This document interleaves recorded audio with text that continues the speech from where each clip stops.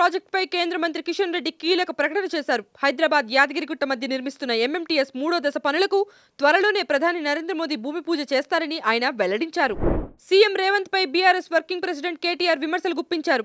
2 లక్షల ఉద్యోగాలు ఇస్తానని చెప్పి ముఖం చాటేసిన ముఖ్యమంత్రిని చూసి తెలంగాణ నిరుద్యోగులు ఆగ్రహం కట్టలు తెంచుకుంటుందని విమర్శించారు. సీఎం చంద్రబాబుపై అసభ్యకర వ్యాఖ్యలు చేసినటువంటి మాజీ మంత్రి అంబటి రాంబాబుపై టీడీపీ ఎమ్మెల్యే గల్లా మాధవి ఆగ్రహం వ్యక్తం చేశారు.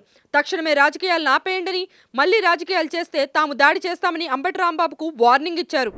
వైసీపీ నేత మాజీ మంత్రి కాకాని గోవర్ధన్ రెడ్డి చుట్టూ ఉచ్చు బిగుస్తోంది.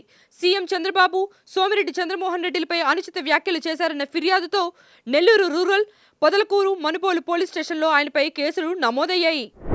వాట్సాప్ ప్రైవసీ పాలసీ అంశంలో మెటా కంపెనీకి సుప్రీంకోర్టు హెచ్చరిక జారీ చేసింది. మా దేశ విధానాలను పాటించుకుంటే మీరు వెళ్లిపోవచ్చు అని ధర్మాసనం వ్యాఖ్యానించింది. ప్రైవసీ అంశంలో తమ డేటాను వాడుకోవద్దు అని తెలిపింది. రాజుక్ న్యూటౌన్ ప్రాజెక్టుకు సంబంధం ఉన్న ప్లాట్ల కేటాయింపులో అవకతవకల కేసులో బంగ్లాదేశ్ మాజీ ప్రధాని షేక్ హసీనాకు 10 ఏళ్ల జైలు శిక్ష పడింది. ఆమె మేనల్లుడు రద్వాన్ ముజీబ్ సిద్దిక్, మేరకోడళ్లు తులిప్ రిజ్వానా సిద్దిక్, అజ్మీనా సిద్దిక్లకు కూడా జైలు శిక్ష వేస్తూ ఢాకాలోని కోర్టు తీర్పు వెలువరించింది. బాలీవుడ్ స్టార్ రణ్వీర్ సింగ్ మరోసారి ప్రేక్షకులను పలకరించేందుకు సిద్ధమయ్యాడు. దురంధర్ మొదటి భాగం సృష్టించిన రికార్డుల తర్వాత దాని sequel Dhurandhar 2 the revenge teaser తాజాగా విడుదలైంది. 1 నిమిషం 12 సెకండ్ల నిడివి ఉన్న ఈ టీజర్లో రణ్వీర్ పోషిస్తున్న హంజా అలీ మజారీ పాత్రను యవ్వనంలో ఉన్న జీవితాన్ని చూపించారు. బాలీవుడ్ చిత్రం దురంధర్ 2 చిత్ర బృందంపై పోలీసులు కేసు నమోదు చేశారు. ముంబైలోని హై సెక్యూరిటీ జోన్లో అనుమతి లేకుండా డ్రోన్ కెమెరాను ఉపయోగించినందుకు చిత్ర లొకేషన్ మేనేజర్ రింకు రాజ్పాల్ వాల్మీకిపై ఎఫ్ఐఆర్ దాఖలు చేశారు.